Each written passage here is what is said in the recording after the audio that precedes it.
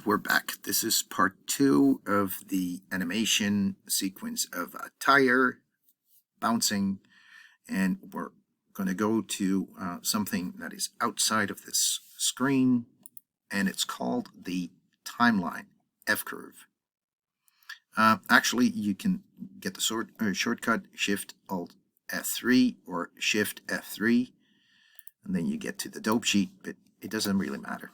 See, here we just see the keyframes. Here we see the animation curves. And here is the dope sheet. I don't use it that often. So let's skip that just to make things, well, easier. So here we have basically a list of anything that is animated. So is actually contains keyframes. Now, if we open this up, you can see, oh yeah, it's position. And only the position Y is animated. That means that you only have one curve, and that makes it easy to read. Because that's what we're going to do right now. We're going to go over to the function curve menu. And here we have, I don't have to maximize it, but let's make it slightly bigger.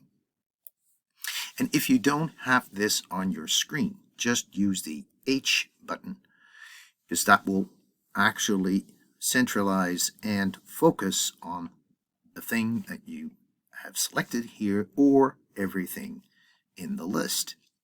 Now, this is not, it's an animation curve, but it's not the animation itself. It represents animation. So all the values are all vertical, and time is always horizontal.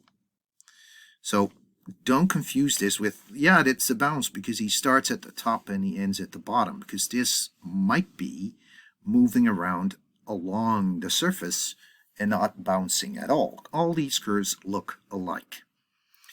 It just depends on which parameter it is. Now it's the Y position. All right.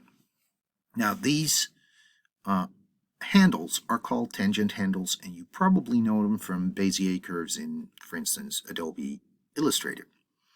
Now, well, that little triangle basically means that these two tangent handles, the in and the out, are aligned. So it's trying to make a smooth spline curve. We don't want that, because bouncing is actually a pretty erratic movement. So here we go. I'm just going to pull this handle up, but I don't want this one to be pulled up. So I hold down the Shift key, and whoops, I had all the keys selected. So maybe I should just take this one key, thank you.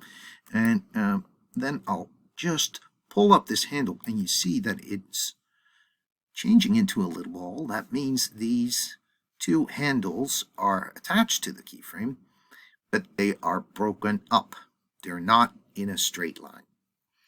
Okay, this is what I like. It starts off here, gravity takes over, and the ball drops. So it's actually picking up speed, and here it hits the floor, so it stops. What I'm going to do to the other handles is basically push them up again or down like this. Well, I'm actually going to push them all up. This is just a little bit shorter.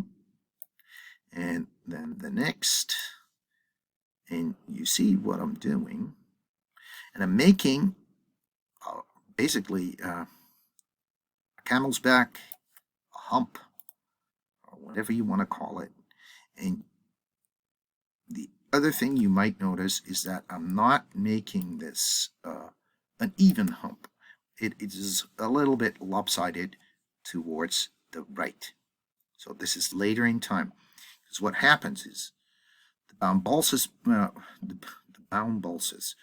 ball bounces, or the tire bounces back.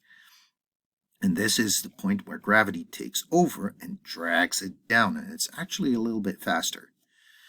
Maybe according to physics, that's not completely entirely true, but hey, works for me, and it looks good in the animation. So I'm just going to continue with holding down the Shift key and making these handles shorter and shorter. And maybe put this one down a little bit more. So it's not bouncing. The tire is not bouncing forward. It's just bouncing up and down. That's what this curve represents. Now, this looks pretty good. Maybe this can be a little shorter or whatever. Something like this. This looks pretty good. Now let's view what we've made. You should do this ever so often because you don't, you basically have to feel the animation. So let's see. Now this is not going to be real time, although this is a very simple scene. It's not going to be real time. So boom, boom, boom. Well, it looks actually pretty good. Okay, now we've made this part of the animation. In the next chapter, we're actually going to put the squash in. And why didn't we do it on the fly, like while we were doing the bounce? Well, now we have a good setup. It's a good time to save your file and move along, layer it.